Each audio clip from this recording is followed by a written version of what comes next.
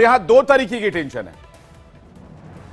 एक तो चुनावी संग्राम तो है ही, लेकिन दूसरी तरफ बागियों का मेला भी है। चाहे वो महाविकास अघाड़ी हो, चाहे वो महायुति हो, दोनों ही गठबंधन बागियों के मेले से भी परेशान है।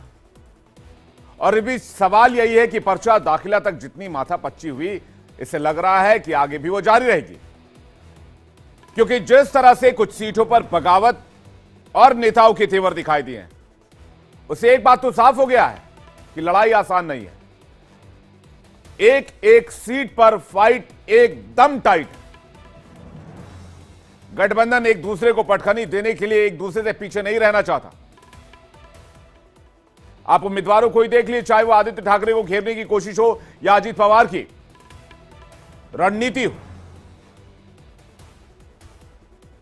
हर चढ़ते दिन के साथ, हर घटते समय के साथ महाराष्ट्र का पारा सियासी चढ़ता जा रहा है। और आज की डिबेट में हम यही जानेंगे कि महाराष्ट्र का सियासी उठाकर किस करवट बैठेगा, क्योंकि महाराष्ट्र में महज चुनाव नहीं, 2019 से लेकर 2024 तक जो कुछ हुआ वो भी एक बड़ा मुद्दा है। डिबेट की शुरुआत करें उससे पहले एक रिपोर्ट देखते हैं, उसके बाद खास मेहमानों से चर्चा।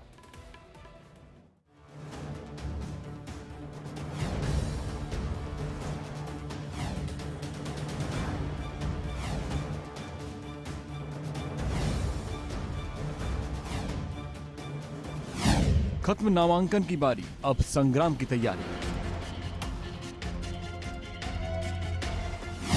महाराष्ट्र की लड़ाई सियासी पारा हाई।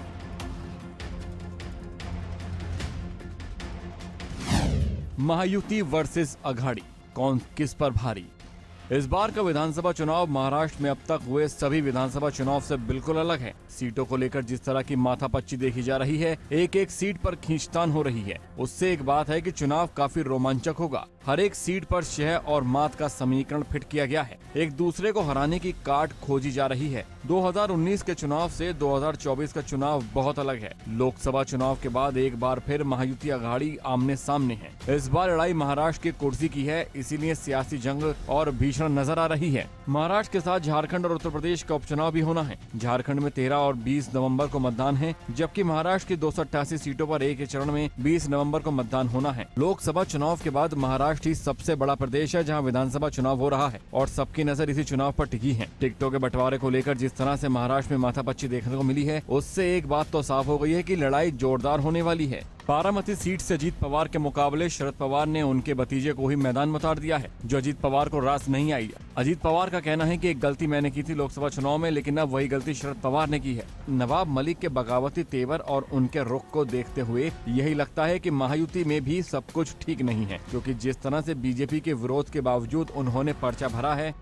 मानपुर शिवाजी नगर विधानसभा क्षेत्र से नेशनलिस्ट कांग्रेस पार्टी का नामांकन भरा था, साथ ही में अपक्ष भी नामांकन दाखिल किया था, और समय पे पार्टी की तरफ से एबी फॉर्म जमा कराया गया।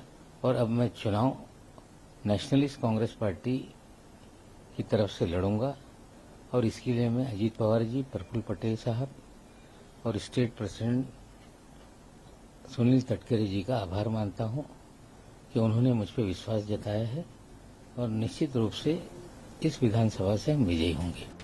टिकट नहीं मिलने पर विधायक को रोता हुआ भी देखा गया। विधायक के गायब होने की खबर भी चर्चा में रही। मतलब साफ है कि बागी दोनों तरफ है, फिर वो चाहे महायुति हो या फिर महाविकास अघाड़ी। तनातनी और बगावत दोनों ही खेमों में देखी जा रही है। 4 नवंबर तक नामांकन वापसी का आखिरी दिन है। दीपावली बाद बागियों को लेकर मन मनोबल का दौर भी चलेगा। कई उम्मीदवार अपना पर्चा वापस भी लेंगे। जिस तरह से आदित्य ठाकरे को वर्ली सीट पर फंसाने की कोशिश की गई है और शिवसेना ने मिलिंद देवड़ा को मैदान में उतारा है, उससे ये बात साफ हो गई है कि महाराष्ट्र की लड़ाई जोरदार होगी। अब इंतजार है 23 नवंबर का। देखना होगा कि सियासी ऊंट किस करवट बैठता है। Bureau report, India daily.